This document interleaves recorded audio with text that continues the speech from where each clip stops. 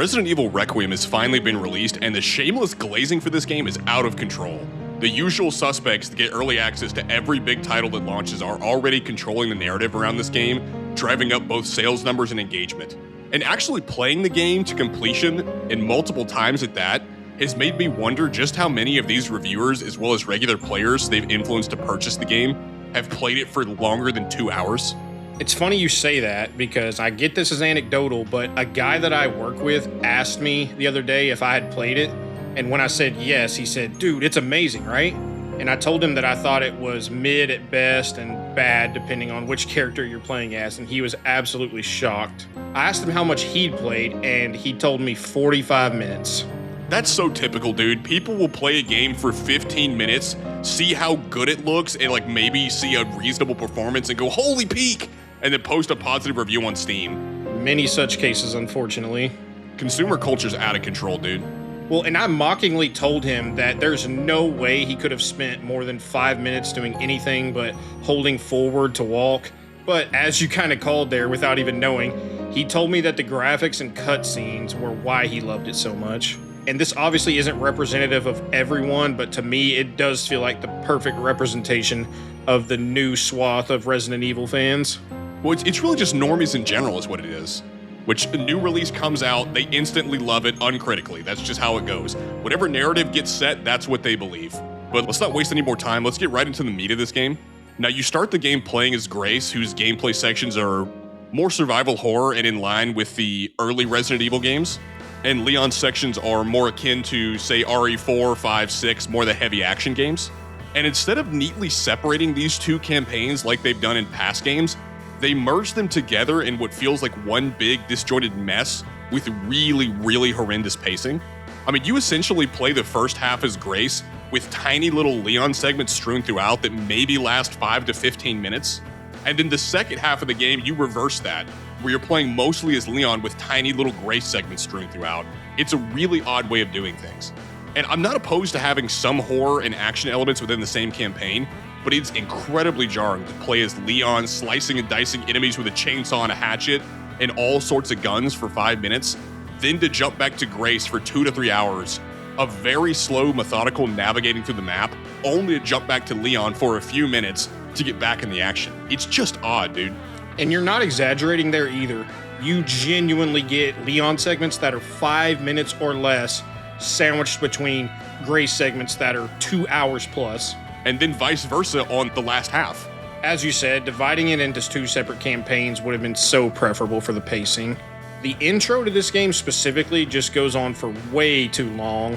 I'm not exaggerating when I say that in roughly the first hour and 20 minutes or so of this game, all you will have done is watch cutscenes, slowly walk forward during scripted events, with 2 5-minute or less action segments as Leon that are essentially tutorials.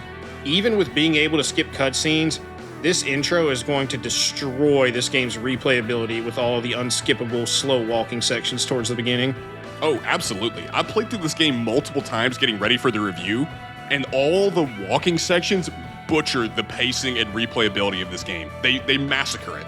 Well, one thing that's true for both Grace and Leon is that almost every gameplay segment throughout this game is incredibly formulaic and predictable. Almost every level comes down to collect 3 items to progress. You have to collect the 3 cubes in the care center to get out. You've got to collect the 3 joint plugs in the basement. And later, as Leon in Raccoon City, you've got to collect the 3 detonator parts. And on top of this predictable and formulaic gameplay, I noticed too that healing is so abundant in both characters' campaigns that it really feels hard to die even when you make mistakes constantly. Yeah, that's certainly true. The clumsy, disjointed nature of this campaign really leads me to believe that they wanted this game to be all about Grace, but Capcom knew they needed to include Leon to sell copies of the game since they knew a lot of people wouldn't care for Grace. And the Leon segments are just unapologetic fan service. They really are. Maybe don't make Grace such an annoying retard if you want her to be the focal point of the game. That's the real solution. Truly. And speaking of Grace, let's jump straight into her gameplay segments as the next topic. The first major Grace segment in the game is the care center. And honestly, I think this is the best Grace segment, although in fairness, she had a lot of segments that I really didn't care for. And I think the reason I liked it the best is it's at least attempting to balance exploration, puzzle solving, and inventory management all in one section. Unfortunately, even the better Grace segments like this one still have some glaring issues. The first part of Grace's opening segment there gives you so little ammo that you almost feel railroaded into sneaking around the whole time. But roughly at the halfway part of this first intro segment, you gain the ability to craft ammo via infected blood, and don't ask me how this works, I don't know, it doesn't make sense. Neither do the creators. Not long after you unlock this, you can craft so much ammo, and even a new tool called the hemolytic injector, which makes zombies explode. I mean, there was a part in our stream where in the beginning of the game, I had over 100 bullets because you can craft so many with this new blood mechanic. I will say I do really like the addition of the hemolytic injector just as a tool to strategically eliminate tougher threats like the unique chef enemy or the blister heads that pop up later in this area, as well as using it strategically to keep zombies from resurrecting later since it explodes them. Sure, I don't mind its inclusion, and it's kind of necessary for some of the harder enemies. This section also had a lot of potential, but the blood crafting feels like it really ruins a lot of the careful balance of a Resident Evil game, because before you unlock it, you have so little ammo that you have to run from almost everything, but once you're able to craft these resources, you end up with more than enough to clear the care center with ease as Grace. Yeah, that's the problem for me, is it's both extremes. You either have zero ammo or you have abundant ammo. There's never really much of a balance once you get the blood crafting. Right. And following the trend of Village, the puzzles are so obnoxiously easy that they may as well not even exist. I mean, 2/3 of the main puzzles in this section have the answer to them like 2 inches away from the place where you punch the symbols in on the cube boxes, while the third one is a big scripted event. And some of the more minor ones that have notes near them with the important text for solving them highlighted in yellow. We dialed back the yellow paint in the game and we put it in the notebooks, because you can't be bothered to actually read a note. We have to spell out the exact important bit so you can just skim past it. And to be fair, I'm not like a huge puzzle guy. I'm not crazy about puzzles. But if you're gonna make them so lazy, why even include them in the first place? I mean, puzzles in this game essentially just end up being, hey, here's a lock, go find the key. That's the puzzle in this game. Grace also has far too many hide and seek segments throughout this campaign. For example, the basement segment underneath the care center has you constantly moving these batteries around to turn lights on and off to keep the monster at bay since she can't go in the light. But as you move to the next section in the area, you'll need to take the battery with you, at which point the lights will go out and the monster will start to cut off your path, forcing you to either just sit and wait for it to go away or loop way around. Now, if they did this sparingly, it'd probably be okay, but it happens so often that it's far too predictable to have the intended effect of horror. Right. Well, the problem, again, like we said before, is how formulaic it is.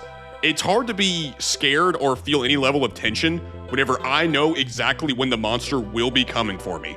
Yeah, and later in the water treatment plant, there's a little bit of a twist on this where you need to go around and pull these 3 levers to open up the roof and shine light down on the monster. And in these segments, the monster chases you, but this time you have enough magnum bullets to actually stun it to give you enough time to pull the levers. But this also really has no horror effect because you're under 0 threat in these segments because the monster's not nearly fast enough to catch you, resulting in these sections just feeling more tedious than scary. Well, and if you get cornered, just blast her with the magnum and she's stunned for genuinely 6 seconds. There's also this really egregious segment in the late game where you play a flashback of a young girl in which you slowly wander around an orphanage and you constantly need to hide from the other girls. This one just absolutely kills the pacing of the game since you spend the entire time ducking behind corners and hiding under beds, waiting for them to move out of the way, that I fear it's going to destroy repeat playthroughs. Oh, it does. And what makes it worse is she moves so unbelievably slow that these sections are unbearable on repeat playthroughs. And it takes forever, too. It feels like this section takes like 30 minutes. Especially given that it's breaking up the already kind of wacky pace of the story to do something totally unrelated to what your main characters are doing. Well, what kind of pacing is it to go from the Tarkino of Leon on a motorcycle, gun jousting with Victor, to whatever this is? What is this pacing? On top of the hide and seek segments, there are also a bunch of scripted chase segments that, to me, really aren't that scary. And it's primarily due to the fact that you move so incredibly slow as Grace that there really doesn't feel like there's much of a chance for tension. That's my issue with these chase scenes. You move so slow that I cannot be scared, because realistically, the monster should have caught me 10 minutes ago. By way of example, when Grace wakes up in the care center and encounters the monster for the first time, the girl, you're blocked from going straight into the room where you could grab the screwdriver to progress and instead have to slow walk in a dark area until you hit the scripted scene where she comes out of the ceiling to then run away and then run back to get it once she leaves. The scripted chase sequence later in the care center with Chunk is also laughably bad, as there's a safe room genuinely 2 inches away from where it starts, and he moves about as fast as you'd expect. You've got an immediate safe haven the second the chase starts. Where is the tension? I guess it's in the jump scare, I suppose. But then you look at him and it's like, what is this? Like, he's just a fat guy. He's just a fat guy with bug eyes. That's what he is. But even in the horror-focused segments as Grace, I really struggled to find a lot of it scary. And this should have been so easy to scare both of us because neither of us are big horror fans. And I know y'all don't know this about me, but Chimpo, you know I am very easily scared by horror games and movies. And this just didn't do it for me. To let the people in on a secret, when you played Resident Evil Village, if you played that game, there's a part where a giant freak baby monster creature chases you around. Kodo outright could not play this by himself. I came over to his house to beat it for him, and eventually I think the little guy was able to finally play it on his own, and later playthroughs with the lights on and, holding a dog or something. Yeah. That's how I had to beat it. I was at went over to mom and dad's house, I had a dog in my lap, lights on, sound off. Yeah, this is the guy that you failed to scare with Resident Evil Requiem, Capcom. Dude, that baby was scary, though. They actually did a decent job setting him up. But like we said before, man, Resident Evil 9 is so incredibly formulaic that it really detracts from the overall game experience. I mean, strict adherence to this formula makes the game very predictable. And as a result, the horror often fails to land because I know when it's coming. It's not a surprise, it's not secret. I mean, this is the third mainline game in a row with patrolling stalker enemies that are far more tedious than scary, and it only wastes time but doesn't actually build tension. Well, in that example of the baby in Village, one thing they do decent there is you don't really get a great look at him before the chase, whereas the problem in this game, far more often than not, is you see the monsters way too often, and on top of that, they look goofy as hell. Good horror should cause some stress to build up in your mind at the thought of what might be around that corner or what's in the other room when you hear those noises. You can't just clumsily toss monsters on screen at every available opportunity and still expect us to be scared. Right, the horror needs to be building in your head as what might be there. You let your imagination do the heavy lifting, and you set the mood through ambience, through sound design, through lighting. There's so many intricate elements of horror that Capcom, at least in this game, fundamentally fails to get. For example, the first time that you run into the girl, the camera lingers on her for so long that absolutely nothing is left to the imagination, and it really detracts from the horror elements that should be present here. It also doesn't help you get these goofy monsters like Chunk that talk to you and have absolutely ridiculous dialogue, which kills the mood. When you first see Chunk, he literally yells, "Stop moving!" The animations for some of the monsters and zombies are also so bad that it's funny. Like in that orphanage section we talked about, there's scenes where these manufactured little girls fall out of the sky and break their necks when they hit the ground. One of them snaps the neck of a doctor and it looks so unrealistic and stupid that it's funny. One of the zombies does this crazy face rub on Grace if she gets you in a grab. Just some wacky animations that aren't scary and just really detract from the overall mood. I also noticed there's a massive lack of ambience or tense musical notes, and again, they detract from the horror. There's no ominous or foreboding music that might set the mood of what might jump out at you. And really, they don't do a great job even with sound effects to make you nervous about what might be places. Instead, they'd rather rely on just cheap crap jump scares like the lamp falling out of the closet on top of you or the body falling out as you open a door. And on top of the lack of ambient music, Grace's excessive moaning and whimpering kills the mood. I seriously don't know who decided we needed to hear this the entire game during her segments, but it sucks.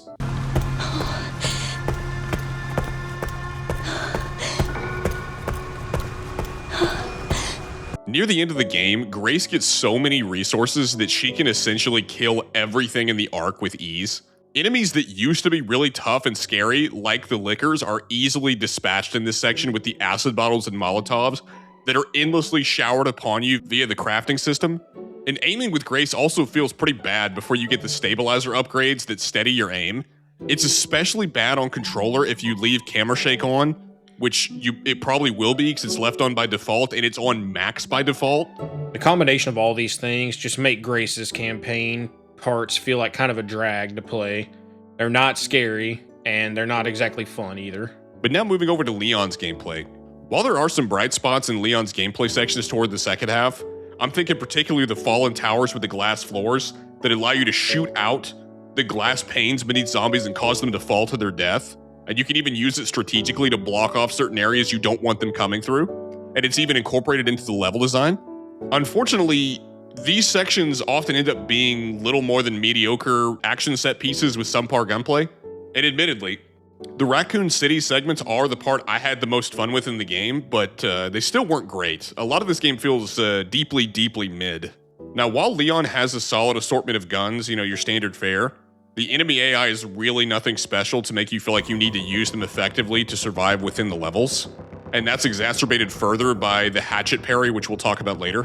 One of the stupid things that enemies will do in these sections is you'll have zombies just burst out of the floor or burst through stationary cabinets and just instantly grab you for cheeky damage that it feels like you couldn't really avoid without just knowing they were there. And there's also these throwable items, and I have to say this is one of the laziest mechanics that I don't even know why it exists because it adds nothing to the game. You literally will just see a button prompt telling you that there's an item on the ground, and when you walk up and press the button, it auto throws and aims it at the enemy and just either kills them or knocks them down.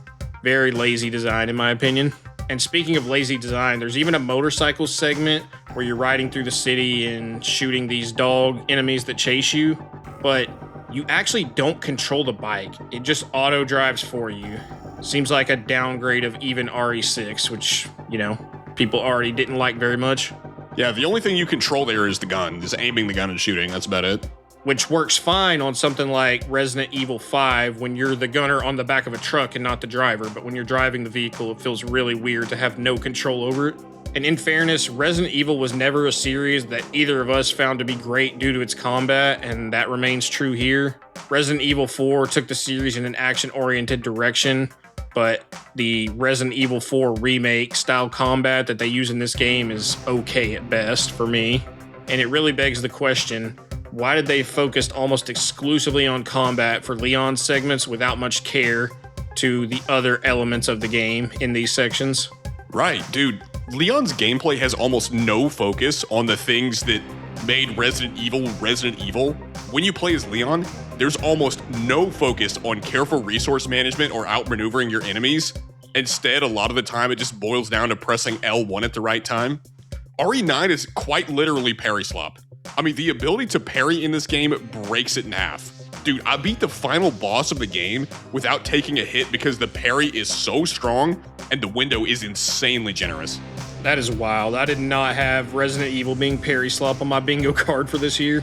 It's also insanely stupid, and not in kind of a campy, charming boulder punch kind of way, that Leon, a human with zero powers, can parry the attacks of a nemesis when it is the size of a building. I'll also point out it is incredibly lazy that the final boss of this game is the exact same final boss as the Resident Evil 3 remake. In design, the boss fight's slightly different. It just seems like so much of what fans love from the original Resident Evil games is absent in all of Leon's sections. There's no survival horror tension because you're incredibly powerful in this game. At one point later in the game, you fight 6 lickers at once as Leon, but you can just wreck them with ease. They were a massive threat in the Resident Evil 2 remake, which is still a modern game pretty similar to this one. But in that game, you actually had to account for them and dedicate resources to them, whereas in this game, no such tension exists with those enemies. And we mentioned it earlier, but the parry even further reduces the risk reward that used to be associated with enemy encounters, since it's essentially a get out of jail free card that lets you play extremely recklessly. The problem in this, as opposed to Resident Evil 4, is that you had the limitations of tank controls back then, whereas in this game, your power has gone up a ton, but the enemies hasn't. As you said too, there's no inventory management really in these sections. Leon's base inventory is so massive that I don't think either of us ever needed to really make a decision on what to keep or what to throw away. Never. I would just combine it and turn it into something, and then I'm good. There's no dark and creepy atmosphere. Leon barely needs to even use his flashlight in this game because pretty much all the sections in Raccoon City are really bright and don't require it. And even the campy charm that Leon had in Resident Evil 4 is largely gone in this game. A lot of the campy moments here with him spouting these one-liners feel more forced and self-aware than the more earnest stuff that you see in Resident Evil 4. Did you also notice that for whatever reason, Leon now has a hatchet instead of a knife? Like, dude, don't get me wrong, the hatchet's cool and all, and it has some stylish finishers, but Leon's thing has always been the knife. I mean, I'm thinking about the Krauser battle. Like, it's kind of in his character to use a knife. He's trained with the knife. But speaking of this hatchet, the durability feels so oddly out of place that you could sharpen in combat at any time, and it really isn't even risky to do so. It's pretty quick and low cost. And I feel like the devs intended the sharpening mechanic to serve as a limit on your ability to parry endlessly, but in practice, having to sharpen really doesn't make that much of a difference since, again, it is so fast and easy to do. I honestly thought the melee combat for Leon as a whole felt pretty janky and didn't really add a whole lot because most of it comes down to just getting button prompts after you get a stun on the enemies from a headshot that just lets you do a finisher. Right, that is definitely the most efficient way of doing things. And the same can be said of a lot of the bosses. A lot of the bosses in Leon's segment are pretty bad, honestly. As mentioned earlier, a lot of this is due to the parry mechanic. For example, Mr. X, Hunk, Victor, all of these bosses are heavily designed around you frequently parrying due to how slow Leon moves. This makes them simultaneously really easy and also kind of boring, since none of them feel that unique, mainly because one button invalidates most, if not all, of what they do. And speaking of some other bosses, the chunk fight towards the beginning of the game is also really bad, because he gets stuck in the doorway and allows you to just sit there and blast his head without a care in the world.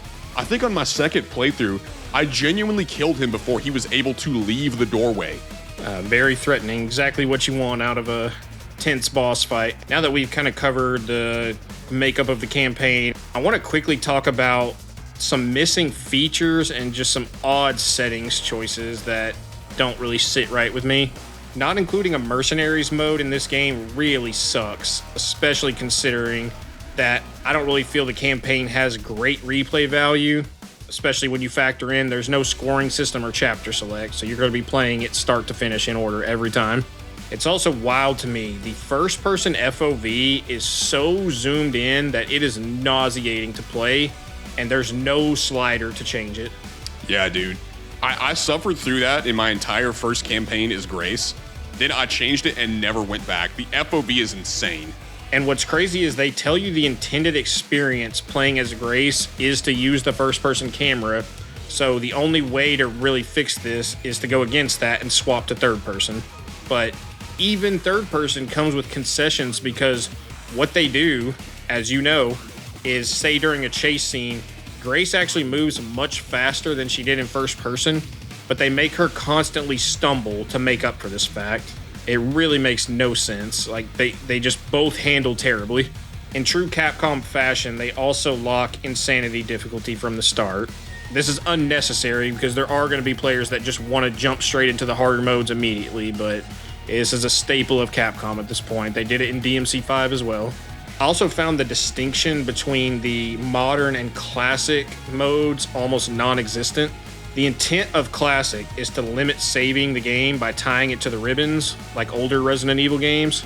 And it's funny, on your first playthrough, you picked modern and I did classic, but ribbon cases and blood are so abundant that I was able to craft so many of them. There was no difference in our playthroughs, other than I may have lost 20 or 30 minutes of progress at one point being dumb, whereas you just get autosaves all the time from the modern mode.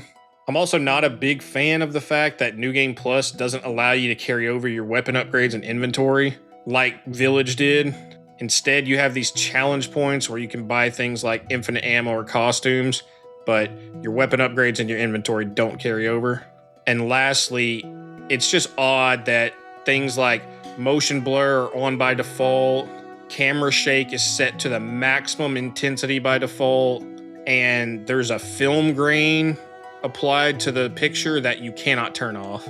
It really doesn't make sense to limit us on any of these. Why not give us more options to tune the game better? But now let's hit on a really, really big section, and probably one of my major issues with this game. The story and characters are so completely beyond retarded, it's hard to put into words.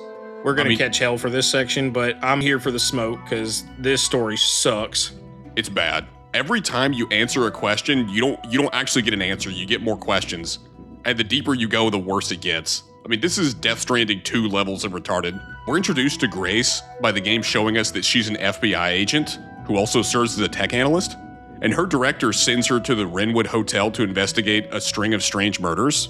And this guy is aware that 8 years ago, Grace's mother was murdered right in front of her at this very hotel, and he opts to send her there. I mean, this girl is a stuttering, nervous wreck throughout the whole game. And this man decides to send her there and send her alone. If this is about the report you asked for yesterday, it'll be ready in 2 days tops. Who's there? Today, Junior? It's to the point. He's either literally working for the villain, which we never see any evidence of, or he is just an irredeemable retard that sent Stuttering Stanley alone to this hotel where her mother was previously murdered. You think there'd be a conflict of interest, but I guess not. Well, the FBI in this game's DEI department worked overtime getting him and Grace on board here. We find out that Victor, the main villain, planted that body to lure Grace to the hotel. When she arrives, we see the flashback of her mother's murder, and it truly plays out in the stupidest way possible, because whenever the lights go out, they're attacked by this man, but Grace's mom shoots their attacker. Unfortunately for them, this guy later comes back, and I kid you not, silently teleports behind Grace's mom, kills her, and then instantly dies and falls crashing into a table with a lantern on it that sets the hotel on fire. Yeah, he can magically, silently teleport and survive multiple gunshot wounds just long enough to complete his objective, and then he just peaced out. That further begs the question, I mean, we know Victor sent this assassin, but why would he even send him? I mean, why kill the one person who has info that you want and potentially kill the girl who you believe to be the key of everything? I mean, in an in-game file called the Disposal Team Report, you find evidence that the zombie in the beginning was an assassin. And again, this begs so many questions. There's an in-game file that reveals that Victor knew about Grace's existence since 2004. So knowing what he knows, Victor decided to wait 14 years to then randomly murder Grace's mom, and then doesn't even bother to kidnap her until another 8 years later when he randomly decides to renew his pursuit. Like, make this make sense. Why? Was there a reason for any of this? I still don't even know how Victor found out about Elpis or Grace in the first place. We're told in the game that Oswell Spencer never told anyone about Grace but Alyssa. I actually went on the Resident Evil wiki, and they claim that Victor was a researcher that worked under Spencer at one time, and that his reason for killing Grace's mom is that she was investigating his Elpis experiments at his clinic. But the wiki sources Alyssa's journal for this, and it only shows that she noticed Victor stalking her Not that she was ever investigating him. But getting back to the plot, Grace goes back and retrieves the notebook and disc that her mom hid behind the painting, which, sure is lucky that it was still there all these years later instead of being destroyed by the massive fire. Grace gets bitten by a cop that was infected by the T-virus, but she never turns, so she's either immune or this is a strain of the T-virus that isn't transmitted by bite, which has been shown in the Resident Evil series before. But this will be foreshadowing for a crucial plot point with Grace later. She ends up running into Victor in the hotel once she gets away from the cop, and he knocks her out and takes her to his clinic just as Leon shows up in the city. And before Leon can apprehend him, Victor infects multiple citizens with a dart gun to slow Leon down and eventually lose him.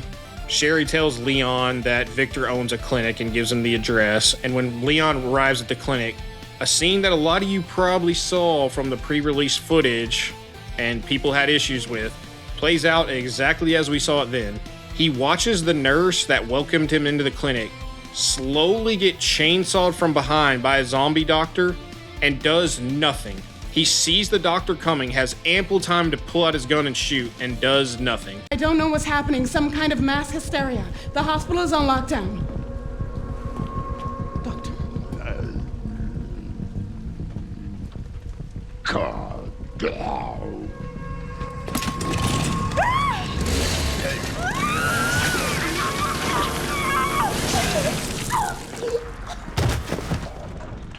It's also kind of funny, like, the zombie even has a moment to speak, and for Leon to clearly see he's infected, says something to the woman, and then chainsaws her.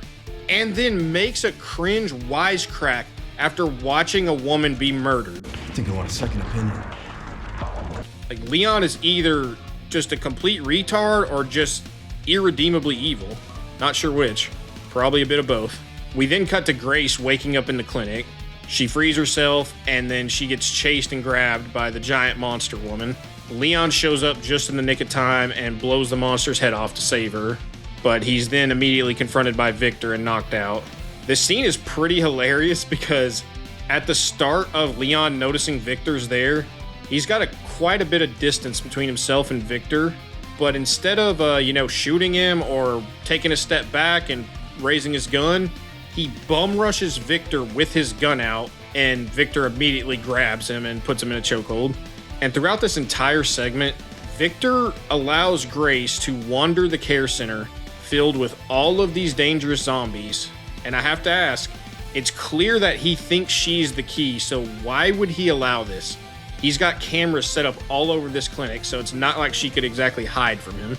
It's also crazy that he sees this girl that's 110 pounds soaking wet, and then thinks she'll be fine in a zombie apocalypse all by herself. Like, he has so much confidence in this girl, it's crazy how careless he is with Grace, who he views as the key to everything.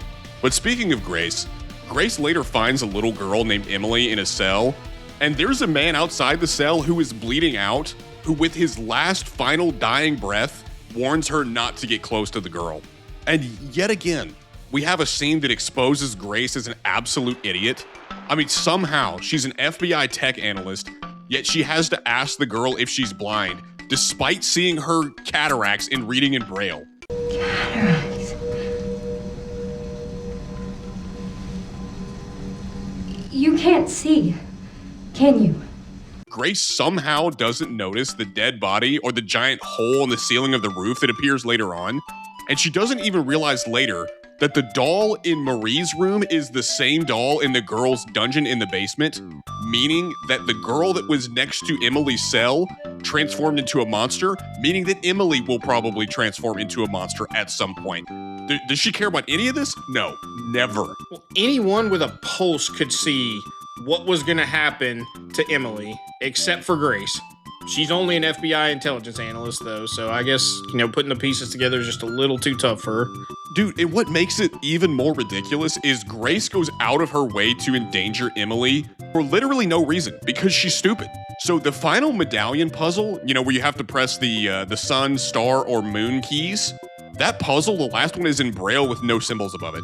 And for some reason, Grace decides to carry Emily to it so that she can read it. Once she gets the final medallion to leave the clinic, the girl busts through the wall, and this is where you see that she has healing powers. And this girl grabs Emily and descends into the basement. Now, it's important to note that Grace endangered Emily here for genuinely no reason. If the expert FBI tech analyst had paid attention, she would have realized that every machine uses Braille and that all she would have to do is write it down or memorize the Braille under each one of the symbols of the boxes and just use it on the last one where the symbols weren't present. That's all she had to do. And Grace being so stupid and unobservant and ignorant will be the justification for why she makes so many insanely dumb decisions later on. Yeah, because the symbols are worn down on this box, somehow that means she can't just go look at the other ones and remember the dot pattern. She only has to memorize 3 of them. But Grace ends up following the girl into the basement and eventually frees Emily, powers the elevator, and rides it back to the surface to later leave the clinic. And luckily, there's a helicopter pilot outside, but he doesn't have the key to the copter, and he's got an injured leg. So Grace agrees to go get the key, and she fights through a bunch of zombies on her way there because she rides down this elevator to a hidden lab that Victor has, and she overhears that Victor wants her because she's the key to some bioweapon called Elpis. He then gets word on a radio about something, and after receiving it, decides to set the facility to self-destruct. And I have to wonder, don't you think you want to make sure you actually have Grace securely in your possession and that she hasn't already been killed by zombies before you just blow up your fancy lab? Isn't it also the tiniest bit suspicious that your elevator, your secret elevator that brings the entire room down is not in the place that you left it? I mean, what are we even doing? Well, he's got the deduction skills of an FBI agent. In this game's universe anyways. Grace eventually gets the key, leaves the facility, gives it to the pilot, and they take off in the helicopter. But before they do, the zombies latch onto it, and not soon after they're in the air, the zombies actually break through the window and cause them to crash. And Grace doesn't even shoot the zombies once they break the glass, allowing them to grab the pilot. And the way this scene is shot is crazy because the helicopter hits a tree on the way down, and this thing defies all the laws of physics to turn itself at a 90-degree angle and teleport through the pilot's heart just for this, crazy moment of fear with the pilot being killed. It's so dumb. And then you immediately cut over to Leon, who sees the crash and uses a sniper rifle to fend off the zombies to allow Grace to get inside this church. And once he joins her in the church, he stays behind to continue to fend off the zombies that are coming in and allow her to escape to this underground water treatment plant. The girl pursues Grace and Emily down there, and Grace eventually is able to open a hatch, which shines light down on the girl and kills her. But just after this happens, Emily suddenly mutates into a giant, crazy-looking flesh monster, and Leon kills her before she can attack Grace and Leon. Now, this is where it gets wild. Grace is so mad at Leon for killing the giant flesh monster that she gives him back his magnum and immediately just soys out and leaves. And this scene simultaneously shows how retarded both Grace and Leon are in this game, because Grace is enraged that Leon killed Emily, but keep in mind, she just killed the other little girl, whose name is Marie. That giant monster, that was also a little girl. Like, this is peak woman logic, where she's pissed at Leon for killing Emily's monster form, but she just killed another little girl who had transformed into a monster 2 seconds ago. Yeah, but the story has already shown she's retarded, so she never puts it together, so she doesn't have to feel bad about it. True. Or where's the sympathy for my boy Chunk?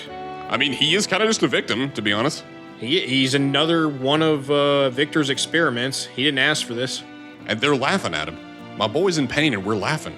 But getting back to this scene, as Grace is walking away from Leon in anger, she walks down a hallway and a small flight of steps, and at the top of the stairs, Victor's there to greet her, and then he opens a big hangar door to reveal a new villain we haven't seen before named Zeno. They inform Grace that she's the key to Elpis, and she just goes with them without question, despite having been choked, kidnapped, and bound to a table with her blood being drawn. Grace is an irredeemable retard unfit to work at McDonald's, much less the FBI. And it doesn't help that the way this scene is shot, Leon is literally in earshot while this conversation goes down. There's absolutely no chance that he didn't hear and see the hangar door open and see the villains just standing there. And let's presume that he didn't see the hangar door open. Let's presume he didn't see anything. How could he have missed the helicopter? That's what I want to know. Are you Yeah, those deaf things too? tend to be pretty loud. This is also made even dumber because when we get a cut to black and we now shift over to playing as Leon, Leon is now driving his Porsche to Raccoon City and is on the phone with Sherry talking about rescuing Grace. You know, the woman he just let walk away with the bad guys? I mean, he's willing to risk everything to rescue Grace, but just lets her leave. No problem. He lets her leave with the villains who have been torturing them the entire game, and the next time you see him, he's willing to die to save Grace. When Leon gets to Raccoon City, he finds dead BSAA soldiers and grabs the chip out of one of their intact helmets and connects it to his phone. Now, the video shows that they were there for Elpis and were all killed by Xeno. Now, in the footage, Xeno's gun is melting people. This dude has the bloody mess perk from Fallout. He is turning people into Mountain Dew Code Red. And yet somehow, the dude who had the camera installed in his helmet gets shot in the face. And even though Xeno's gun can make someone's entire torso disappear, this guy's camera is perfectly fine. But whatever, small point, whatever. When Leon manages to assemble his detonator, he drives the motorcycle through the gate and is confronted by Victor, who tries to kill him with a rocket launcher. Which, why? I mean, earlier in the story, Victor has endless opportunities to kill Leon, but he doesn't. He takes him captive. So why now all of a sudden do you want to kill him? Are we supposed to believe that he kept Leon alive for genuinely no reason, just so that he could kill him later? What is the point of this? He's evil, bro. That's unironically the answer. Now, as the motorcycle chase continues, it eventually ends with Leon and Victor gun jousting, resulting in Victor's death. Now, admittedly, there's a lot of over-the-top stuff in this game that felt so forced that it wasn't charming. And I hate to say it, but this was a rare case of the Tard Kino. That's a great word for it. That's what one of the fellows in our stream lovingly dubbed it, was Tard Kino, and it fits. It really does fit. It was a charming moment. One of the rare ones in this. And by the way, Kodo isn't exaggerating when he said that they motorcycle joust. Both of these guys have guns, by the way.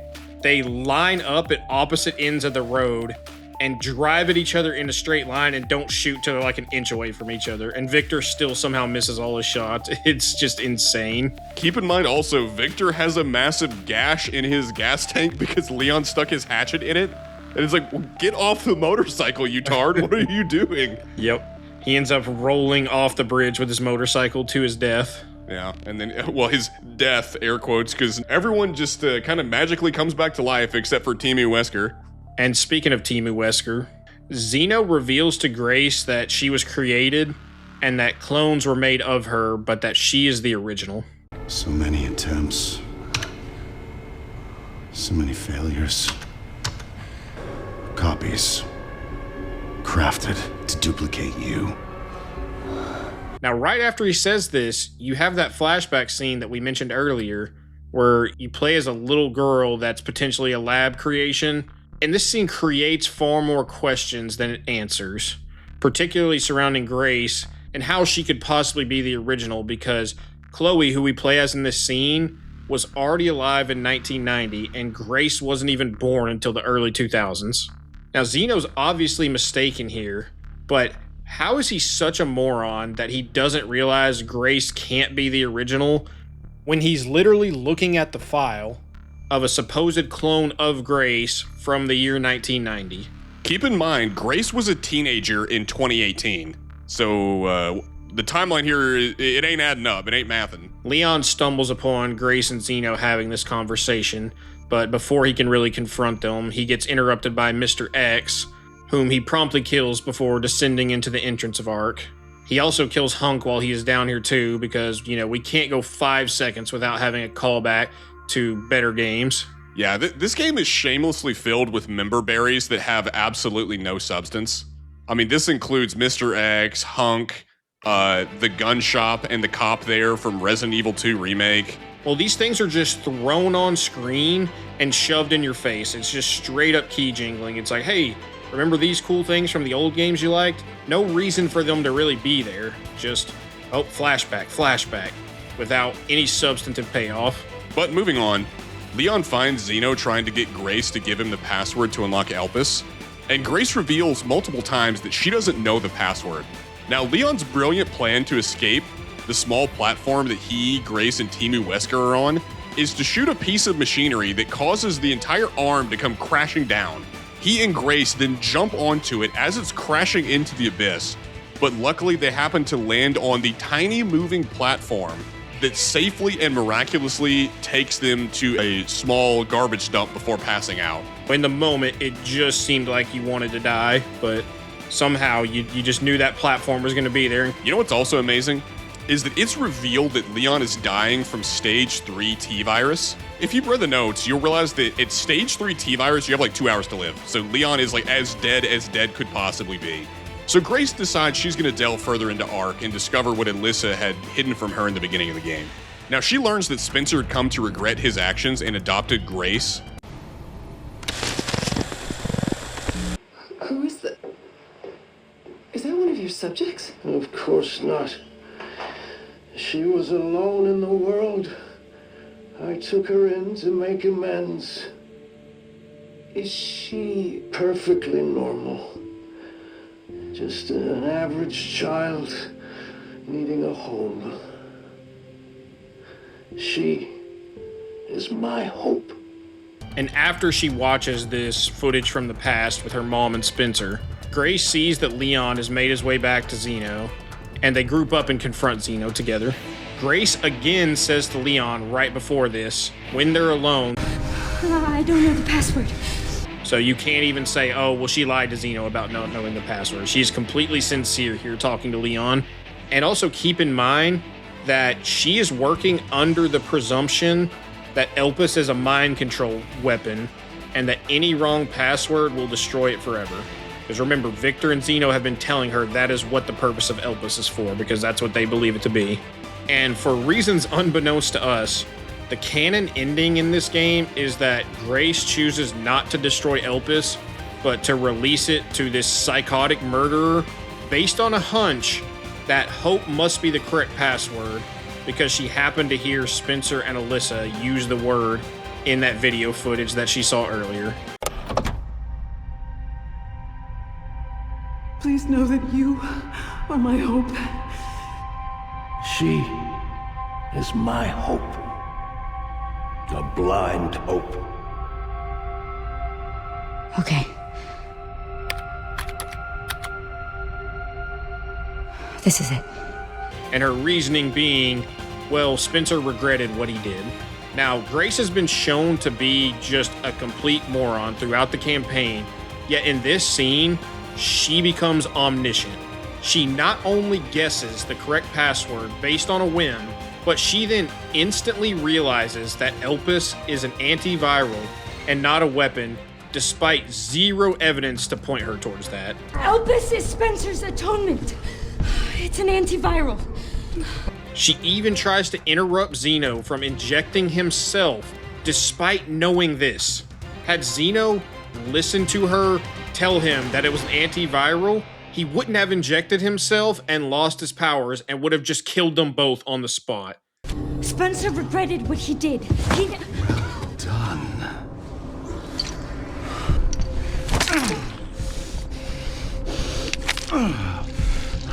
Why?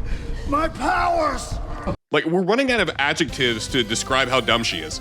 It's also revealed later on that there was no connection between Grace and Emily, meaning that Emily was a giant nothing burger of a character that served no purpose aside from extending the game's runtime and giving Grace a dumb excuse to go with the villains and to move the plot forward. Victor, upon seeing all this idiocy, marvels at Spencer's genius because he realized that Spencer's endgame was to create anarchy by causing the world's order to be thrown into chaos. And after that, Victor rightly calls Timu Wesker an imitation and promptly kills him, showing that his arc was, well, nothing. Genuinely nothing. Zeno is a wet fart of a character. He accomplished nothing and served no purpose. And that is not an exaggeration.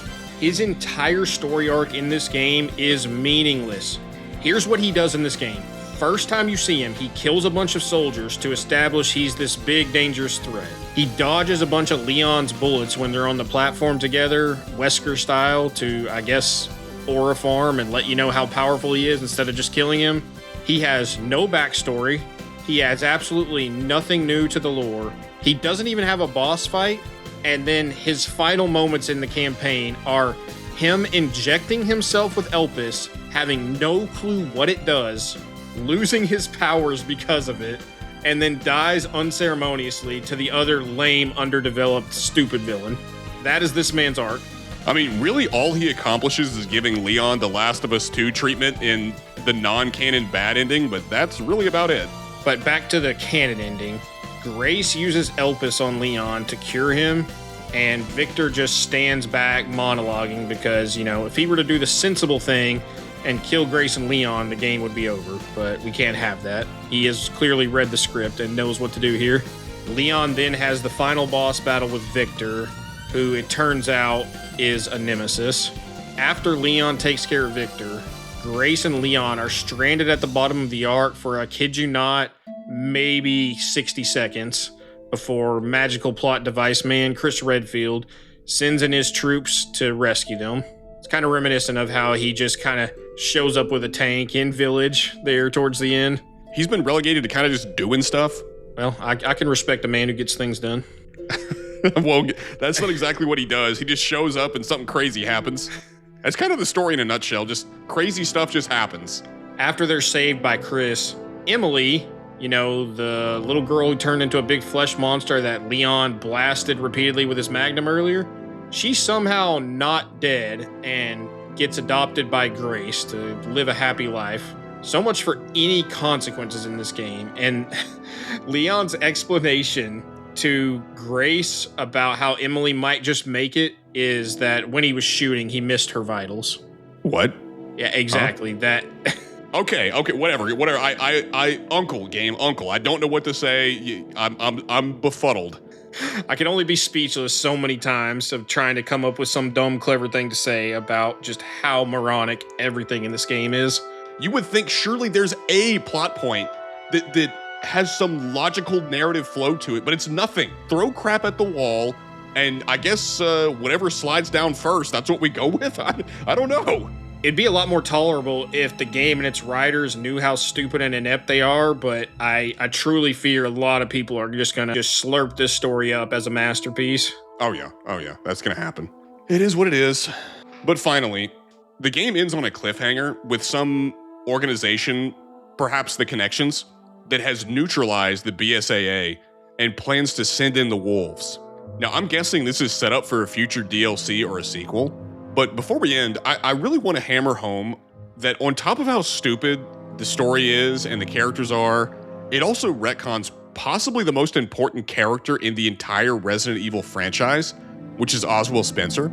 It not only paints him out as having a change of heart towards the end of his life in the video that Grace watches, but Grace's report after the events of the game come out and say that many people testified that he was a senile old man at the end of his life. Now, we know that neither of those things is true from his death scene in the Resident Evil 5 Lost in Nightmares DLC. I mean, his final words is him lamenting to Wesker about facing his mortality despite his old age, and he is very lucid throughout this whole cutscene. I was to become a god. Creating a new world with an advanced race of human beings. Does this sound like a man who is senile in the slightest? I mean, him and Wesker go back and forth in that scene before Wesker kills him. The rave reviews for it honestly feel so astroturfed. I'm not even saying that I can't see why some people like it, but this thing is breaking records on Metacritic and other places for the just insanely high review scores it's getting. And admittedly, the game does perform very well, at least on PS5 where we played it. And it seems that combined with the nice looking cutscenes is enough to convince a lot of people that the game is a masterpiece. I mean, just the fact that it functions in 2026 is automatically meaning this is in contention for Game of the Year. Probably. I hate to say it. It doesn't help that, the influencers with early access keys for this game put in overtime to secure the narrative on this one. You really do have to give Capcom credit for making sure that all their biggest meat riders came in hot on this release. It's also kind of funny how much people absolutely hated Resident Evil 6, but they love this game despite how half of the game is Leon sections that are essentially Resident Evil 6. I mean, what is the motorcycle joust sequence and skyscraper jump, if not straight cutouts from Resident Evil 6? Why do we love this but hate that? I don't get it. Because this is the hot new thing, and at the time RE6 came out, there was actually other good releases for it to compete with. Now, just as you said, just by being functional, this is already a standout for the year. The glowing reviews and huge sales numbers that this game put up show that even after the dumpster fires of the Dead Rising remake and Monster Hunter Wilds, there are still tons of people willing to buy anything that Capcom puts their name on, as long as the review scores are good. I'd really like to believe that this game won't age very well once people get past the honeymoon phase, but I think RE7 and 8 still having a glowing reputation to this day tells me otherwise.